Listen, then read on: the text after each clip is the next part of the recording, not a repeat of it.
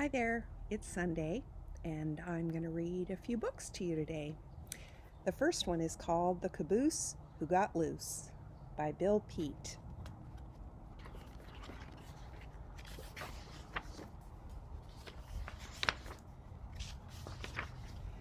When Katie Caboose rambled down the train tracks, the engines were steamers with puffing smokestacks.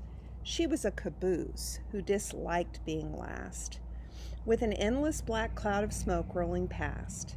It's not only too smoky, the caboose would complain. There's the jerks and the jolts of this noisy freight train. The engine up front always wore a big smile as he lumbered along for mile after mile. He was proud of his being so powerful and strong that he could haul a freight train 100 cars long. So on he went, chugging, no worry or care, leaving Katie Caboose in dark clouds of despair. Katie had little hope she would ever get loose, or even be anything but a caboose. "I can wish," sighed poor Katie. "What else can I do? If you wish hard enough, then your wish might come true." Often Katie would wish that she someday could be something quiet and simple, like a lovely elm tree, or a ramshackle barn all alone on a hill, where the noisiest thing was a squeaky windmill. It might become lonely, she thought, way out there, but at least there's a view with a lot of fresh air. Whenever she passed through a small country town, Katie wished she could stop and just settle down and be one of the houses who sat in a row on a tree-shaded street and have no place to go. "It's so restful," thought Katie, where one can relax, as she hurried and scurried on down the train tracks. What she wished most to be, much more than the rest, was a cabin she'd seen on her trips through the West, a little log shack half covered with vines, perched on a slope in a forest of pines.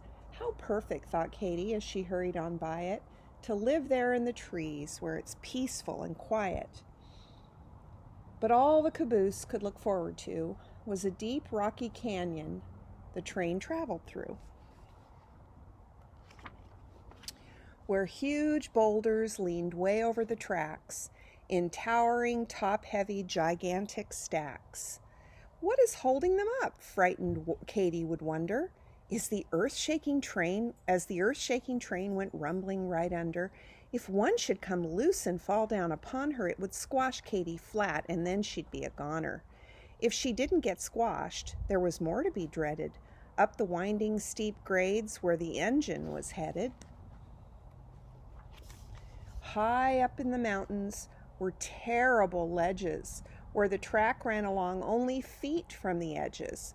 The view was breathtaking, but after one look, it was so upsetting she shivered and shook. If she slipped off the track, then down she would go to be smashed into bits on the rocks far below. Then poor Katie received even more of a fright from a smoke-blackened tunnel as dark as the night, and she crept through the tunnel with a horrible thought that far back in the darkness she'd suddenly be caught by caboose-eating monsters who lurked all about. They would gobble her up before she got out. Her trips always ended near a city somewhere, way out in a freight yard with smoke clouding the air, where a turmoil of trains made a great noisy rumble on crisscrossing tracks, an impossible jumble. The train came to a stop, and the cars were unhitched. Then off to a side track the caboose was soon switched, where Katie could sit and take in the fine scenery, with such lovely sights as a load of machinery. Coal cars and flat cars, lumber stacked on their backs, squealing carloads of pigs with snouts poking through cracks. They always left Katie in the midst of it all, while the engine received a complete overhaul. The huge engine at last had run down from the strain. From the 10,000 miles he had hauled the long train. Back in the roundhouse, men swarmed all about to check over and under him, inside and out. replacing old pistons and bolts that were missing, patching leaks in the boiler that made a loud hissing, cleaning rust from his piping that ran everywhere, checking steam valves and pumps in great need of repair. As Katy sat there through one long dreary night, staring up through the smoke at a red signal light, a small house appeared in the sky like a ghost, a shack of the switchman perched high on the post. "I'd like to be you," said the shack very sadly. "If I could trade places, I would very gladly. A caboose is what I've always wanted to be, for you have the best life from what I can see." Before Katy could think of some way to reply, all at once a long freight train came thundering by. The next thing she knew, she was jerked and then jolted, then hitched to the train with her coupler bolted. As the train left the freight yard, poor Katy looked back to catch a last glimpse of the sad little shack. "From now on," Katy promised, "I shall never complain. I'll be a happy caboose at the end of a train and put up with the jolts, the train noise, and the rest, all the smoke that rolls by, or at least try my best." With her new point of view, she enjoyed the long ride. It was fun on a trip through the broad countryside. But when the train crept up a steep mountain grade, then poor Katy found she was still as afraid, and once more she began to shiver and shake at the thought of the frightening curves that she must take. Her unsteady wheels could cause her to slip, which would suddenly put a quick end to the trip. It was a hot afternoon, so the going was rough, and the engine up front was in a puffing big huff. He groaned, "What a day to chug up such a grade on a bare mountainside without one bit of shade." When he came steaming over the very last hump, he lunged with a fury that made the cars jump, all the way back to Katy, who got such a jolt that it snapped off a rusty old coupling bolt. She was free of the train.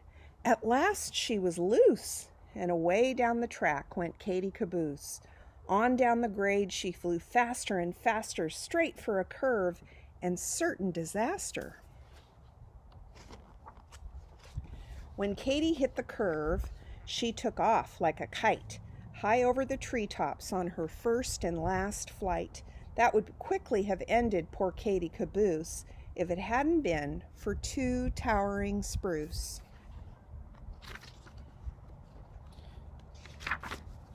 The caboose became caught in a very tight squeeze between the tall trunks of two evergreen trees. At first she could hardly believe her good luck. What a wonderful place it was to be stuck. She thought sure she was dreaming. Couldn't be true. Here she was in the trees with a beautiful view. "It's so perfect," sighed Katy, "yet I'm really not free. I know sooner or later they'll come after me." And then, sure enough, up the mountains that night came a train with a crane and a powerful light. "She could have gone leaping off here," came a shout, like a great glaring eye. Then the light searched about. It flashed past the trees down the steep rocky bluff, and it searched high and low, but not quite high enough. Or it would have been spotted, the missing caboose, but all they could find was a startled bull moose. "Let's all call it quits," growled the boss of the crew. "For all that I care, she's in Kalamazoo." Katy stayed in the treetops. No one ever found her, except for the squirrels and the birds all around her. At last she was free, just as free as the breeze, and how Katy did love it up there in the trees.